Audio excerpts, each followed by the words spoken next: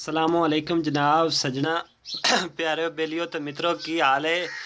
होर सब खैर। अच्छा अज मैं अपने भरावां दसां कि ओवर हीट की वजह तू की मसले आउंदे ने और की परेशानियां आउंदियां ने। सब तो पहले गल है कि वो अपना OH1 दा फॉल्ट और OH2 दा फॉल्ट सानू क्यों आउंदा है, ठीक है, इन्वेटर दे विच। इहदे बारे अज तफसीली वीडियो इंशाल्लाह होएगी और ये किस तो आउंदा और इहदी की वजूहात ने, ठीक है ना जी। सब तो पहले कि शार्ट जे तरीके नाल मैं तुहानूं दसना है कि यह जिहड़ा फैन वेख रहे हो, यह फैन खराब हो जाता है, ठीक है।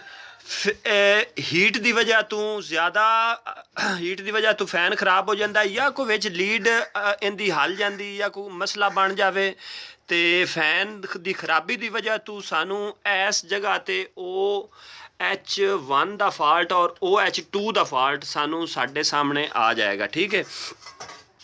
अच्छा OH1 ते 2 दे विच मैं तुहानूं फर्क दसना कि OH1 ते 2 दे फर्क की है। जिहड़ा OH1 है उहदे विच फैन बंद हो जाता, जिहड़ा OH2 है उहदे विच अपना ज़्यादा हीट हो के जिहड़ा है ना इन्वेटर हीट हुंदा है और हीट होने की वजह तू उहदे ते लोड ज़्यादा हुंदा है और वो मतलब OH2 का फॉल्ट आ जाता है। तो जिहड़ा OH1 का फॉल्ट है उनकी वजह तू फैन जिहड़ा है खराब हो जाता है या सड़ जाता है या कोई मसला बन जाता है, ये OH1 का फॉल्ट है, ठीक है। ये दोवां फॉल्टां का पता लग गया। अच्छा हुण इहदे बारे दसां दे आपां ये जाना दे कि ये किस वजह तो आउंदा है कि की इहदे मसाइल ने या इहनूं किस तरह नहीं आउणा चाहिदा, ठीक है।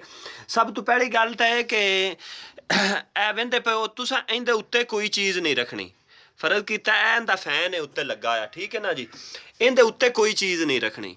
अगर इहदे उत्ते रखो दे तो ये गर्म हो जाएगा, गर्म हो के बंद होएगा, तुहानूं महसूस ये OH1 का फॉल्ट या 2 का फॉल्ट इहदे अगे आ जाएगा, ठीक है।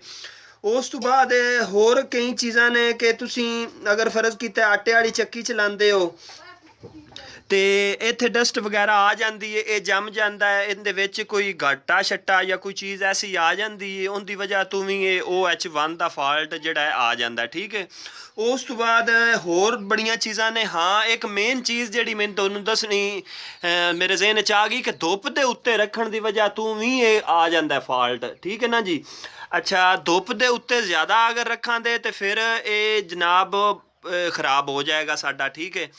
तो अच्छा हुण इहदे मैं तुहानूं हीट का बारे दसना कि असीं इहनूं चाह के चैक कितों कर सकते हैं कि इस टाइम साडा इन्वर्टर कितना हीट लै रहा है, कितना ये प्रोसीजर चल रहा है, ठीक है। उनके बारे मैं तुहानूं दसना। अच्छा अज जाना दे कि फैन की हीट का असीं अपने इन्वर्टर की हीट का पता करना है कि साडा इन्वर्टर कितने हीट दे विच चल रहा। असीं जावांगे सब तो पहले P7 जावांगे, ठीक है ना जी। P7 आ गया, इंटर किया।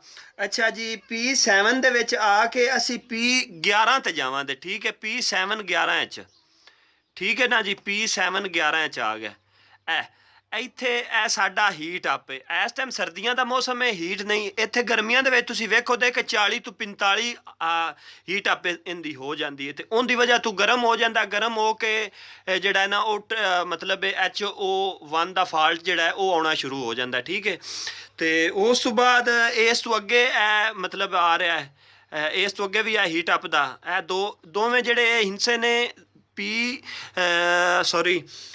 P7 ਦੇ ਵਿੱਚ 11 और 12 ਦੇ ਵਿੱਚ ਹੀਟ ਅਪ ਹੁੰਦਾ ਸਾਰਾ ਸਿਸਟਮ। ਇੱਥੋਂ ਤੁਸੀਂ ਚੈੱਕ ਕਰ ਸਕਦੇ ਹੋ ਕਿ ਸਾਡਾ ਇਨਵਰਟਰ ਕਿਤਨੀ ਹੀਟ और कितने मतलब मकदार ਦੇ ਵਿੱਚ ज़्यादा गर्म तो नहीं ज़्यादा ठंडा, उस हिसाब ਨਾਲ ਤੁਸੀਂ ਚੈੱਕ ਕਰ ਸਕਦੇ ਹੋ, ठीक है। लेकिन ये मेरी मुड़ भी भरावां नूं इतिहात है कि रखना छां दे उत्ते। अगर तुसीं इहदी लाइफ वधाना चाहते हो, इनू महफूज रखना चाहते हो तो इनू छां ते रखिया। जितनी कोशिश की जितना छां ते रखो तो ये उतना ज़्यादा चलेगा इंशाअल्लाह ताला। मिलांदे अगली वीडियो ते। सुबह अल्लाह खैर रखे तो हो सके तो सानू सबसक्राइब कर दिया जे, ना हो सके तो साडे वास्ते दुआ जरूर करिया जे। बहुत बहुत मेहरबानी, अपना बहुत सारा ख्याल रखना। शुक्रिया, थैंक यू, नवाजिश।